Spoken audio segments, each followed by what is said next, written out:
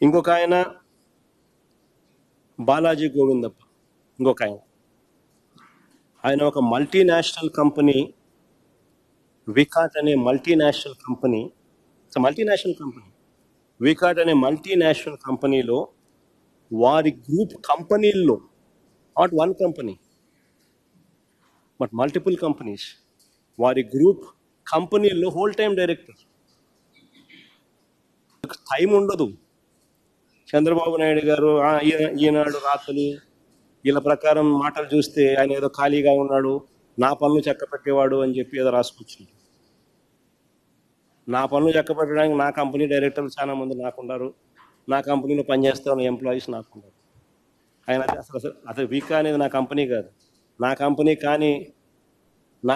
కానీ కంపెనీలో డైరెక్టర్లను, full time డైరెక్టర్లను, వాళ్ళు బిజీగా ఉండే వాళ్ళను నాకు ఎందుకు పనిచేస్తారు?